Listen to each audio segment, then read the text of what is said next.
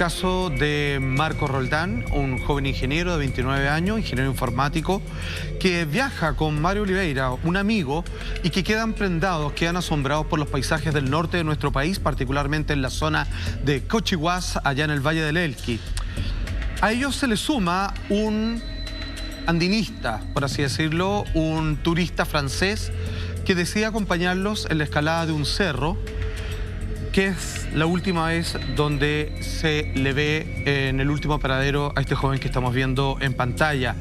Hay algo que de inmediato nos llama la atención y es que se demoran 2 días en avisarle a la familia que este muchacho está desaparecido y aún otros días más en encontrar la primera pista, que es su teléfono celular. De inmediato le preguntamos a Carlos Gutiérrez que se demoren 48 horas luego de dar aviso a Carabineros de la desaparición de este joven extranjero. ¿Es algo normal en el ciclo de una investigación o partimos de inmediatamente con el pie izquierdo en lo que es un proceso lleno de errores y anomalías? De inmediato se parte con el pie izquierdo. Lamentablemente hay estadística que indica, inclusive si ya pasamos las 72 horas en la búsqueda, el porcentaje para tener un resultado positivo baja considerablemente. Entonces es fundamental poder tener esta información y poder realizar el proceso de búsqueda de forma inmediata. Hay que considerar obviamente la geografía del lugar. Es un lugar aislado, donde evidentemente la policía, el cuartel policial no está muy cercano, pero indudablemente las primeras diligencias se tienen que hacer de inmediato. No es necesario esperar 48 horas como lo vimos en este caso. Carlos, acá nuevamente estamos ante un caso en donde la familia está en una incansable búsqueda. De hecho, ellos mismos han tomado protagonismo, han tenido que hacer diligencias por cuenta propia, están bastante inconformes en cómo ha trabajado la policía y las investigaciones acá en nuestro país, lo cual también nos da mucha tristeza que así sea. Ya vamos a estar con Cándida, la madre de Marco Roldán, para indagar y preguntarle un poco más acerca de esta situación. Pero como tú bien decías, Carlos, entender un poco cómo es este lugar, porque, a ver, lo más turístico, por así decirlo, familiar, es la zona de Pisco Elqui, donde hay un retén de policía, donde hay harto turismo, pero claro, hacia el cerro donde se desaparece Marco, acá en la localidad de Cochihuas, en el cerro Cancana, es un lugar bastante más inhóspito, por así decirlo, mucho más natural. Hay menos luz eléctrica, por ejemplo, hay menos accesos, es bastante más solitario, por lo tanto es un lugar aislado en donde claramente si ocurre un accidente o algo,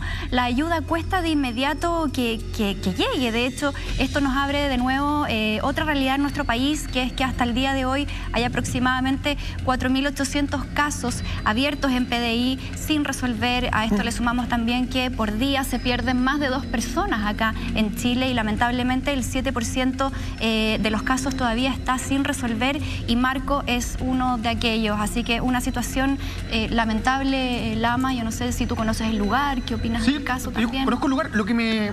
A ver, nos enfrentamos cada día martes a familias las cuales tienen que continuar las investigaciones por su parte, ya que nuestras policías lamentablemente no dan el ancho o dan abasto o no tienen los medios necesarios para poder llevarlas a cabo, que es lo que siento que pasa específicamente en esta zona del norte de nuestro país. Sin embargo, me llama profundamente la atención que la pérdida de un ciudadano extranjero, de un turista extranjero, en este caso argentino, pase tan desapercibido. ¿No sienten que una desaparición o una situación de este tipo podría conllevar algún tipo de problema bilateral entre ambos países? No sé, es como, recuerdo el caso de lo que pasó en Francia con Narumi era el nombre, Narumi, ¿no?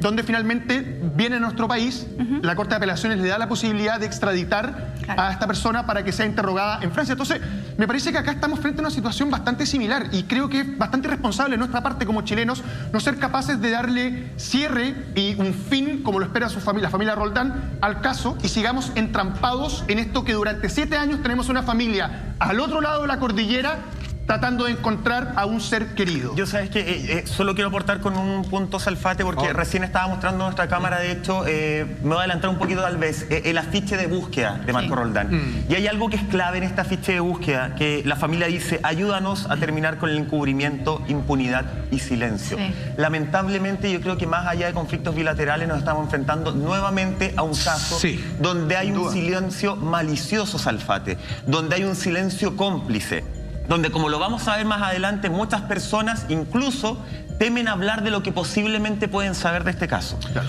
Absolutamente. Entonces, como es propio de este espacio, de este programa en particular, simplemente lo que vamos a hacer, y ya que contamos con la presencia que es experto en esta materia, como es Carlos Gutiérrez, vamos a tratar de entender un poco hacia dónde apuntan las mayores pistas.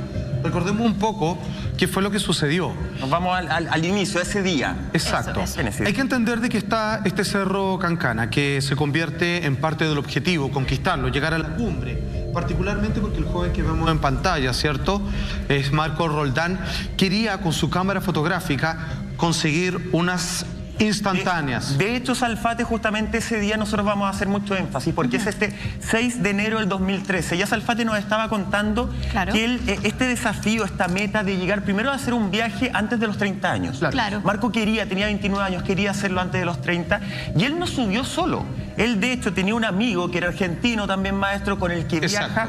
Y conocen a alguien que más adelante, y probablemente va a ser clave en esta historia, conocen a un ciudadano francés. Ellos tres suben. Exacto. Frédéric Deltour es quien tú mencionas, el ciudadano francés, que es un patiperro, como diríamos en Chile. Es un viajero por el mundo. Un mochilero. Y al igual que como sucedió con este par de jóvenes argentinos, quedan completamente enamorados, y no es para menos. Cualquier persona que conozca este sector del Valle de Elqui es impresionante. Algunos hablan de que tiene ciertas conexiones, vibraciones espirituales, se hacen todo tipo incluso de rituales ahí de las primeras naciones. Entonces la verdad es que tiene un encanto propio y natural ese sector. Este cerro, para estos muchachos, representaba que existía a partir de su cumbre un paisaje insuperable para él poder sacar unas fotografías con una luz muy particular, que en el caso de Marco Roldán era lo que quería capturar. Entonces, en este día son los tres los que inician, ¿cierto?, tratando de llegar hasta la punta de este cerro. Perfecto.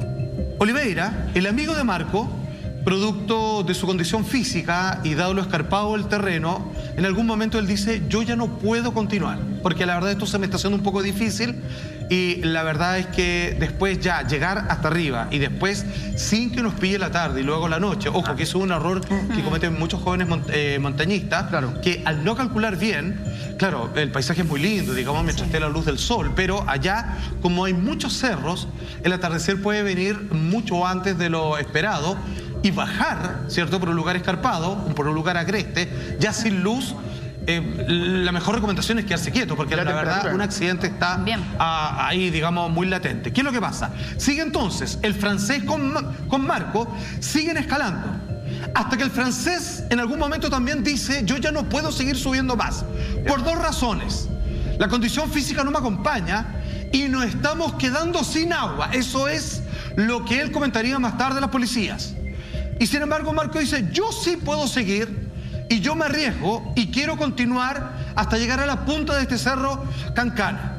Y para sacar las fotos, esa era su meta. Es sacar una foto muy importante con una luz muy en particular que él habían comentado que podía capturar solo desde la cumbre del cerro, con su cámara que llevaba preparado, y que esta misión no se le debe quitar a nadie. Entendamos de que él, que quería recorrer el norte de nuestro país, que era una meta que él se había proyectado antes de cumplir los 30 años, tenía 29 en ese momento, la verdad es que quedó prendado, enamorado de este lugar que él visitó por última vez.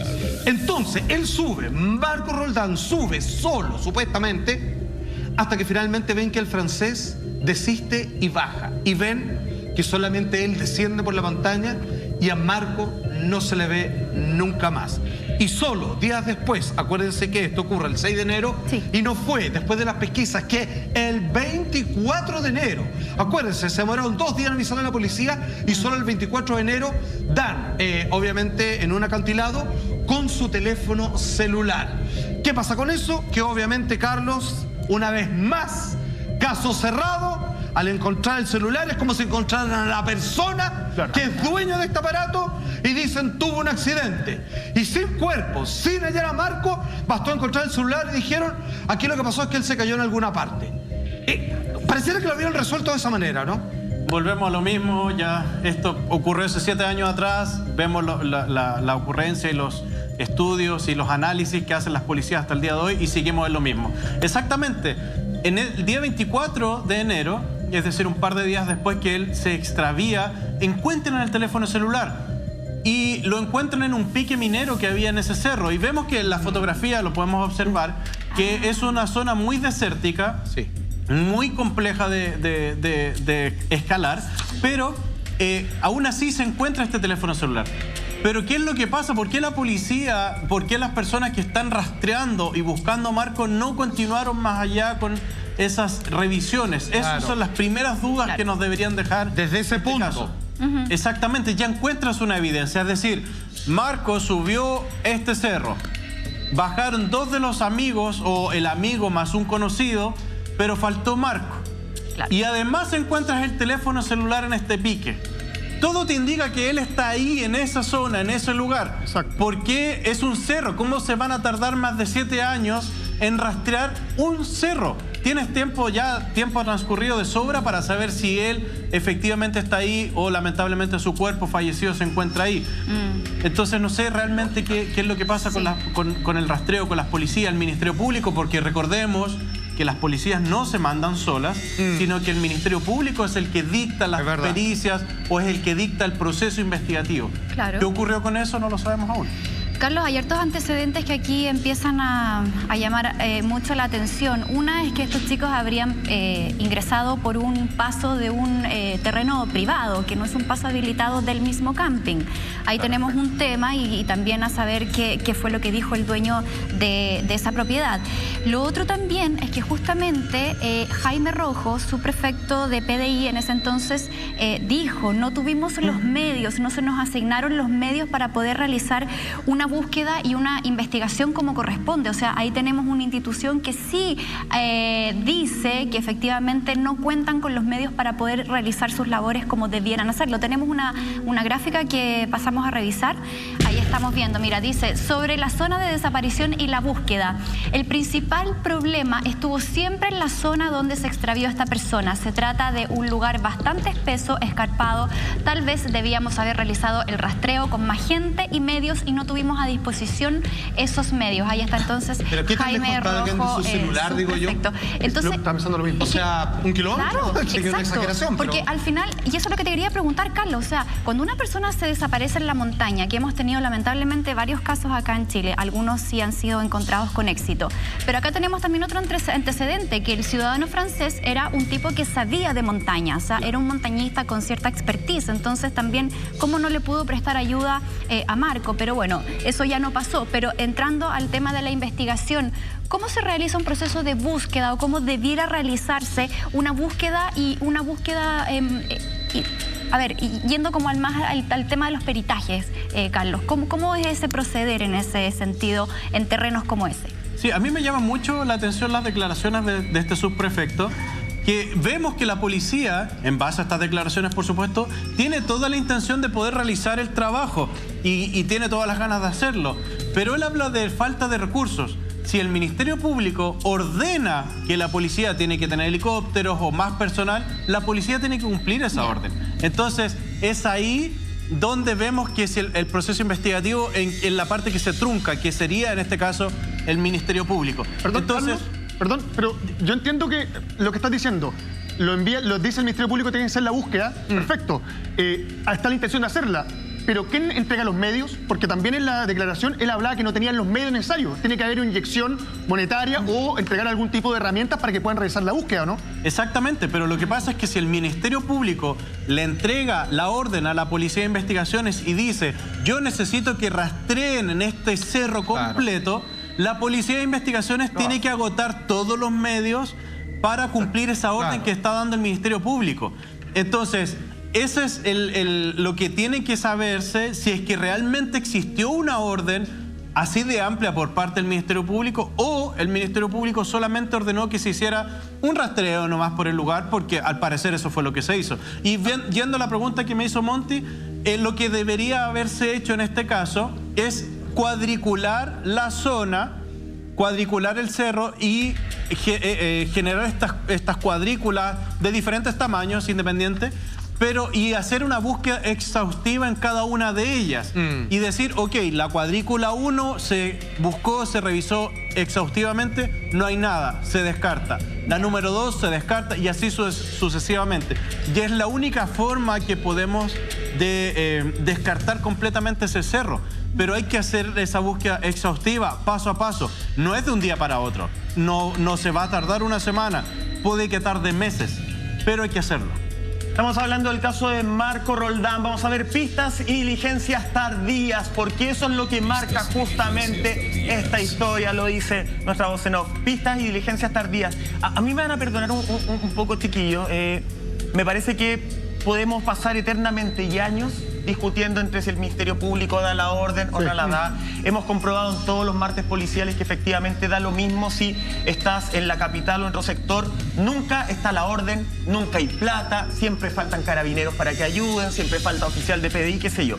Pero me da la sensación, Salfati, no sé si lo compartes conmigo, de que cuando uno habla en estas zonas que son mucho más rurales, mucho más pueblo, pareciera ser que la ley del más fuerte, que la ley del lejano oeste de alguna forma se hace sentir. Pareciera ser que más allá del Ministerio Público, más allá de la policía, hay algo, hay un invento, un terrateniente, un capataz, un dueño de fondo, un patrón de fondo, como se conoce antiguamente, y que esas son las órdenes que se terminan cumpliendo, más allá de las del Ministerio Público o la ley. Claro, la ley de otro. La ley del día a día. Aquí es cuando nosotros como programas nos diferenciamos de los demás, porque dejamos de pisar huevos. Y simplemente con respecto a aquello que acaba de mencionar Michael y al inicio de este programa, en donde parece que aquí también hay poderes que amordazan, digamos, el testimonio de otras personas que pareciera que tienen este cuento mucho más claro, que incluso la propia policía, si es que ella en el lugar también no tienen alguna idea clara de qué es lo que puede haber ocurrido, y que se sienten de manos atados o amordazados precisamente, y que no pueden ir más allá porque los poderes se hacen sentir. Finalmente estamos hablando de lugares que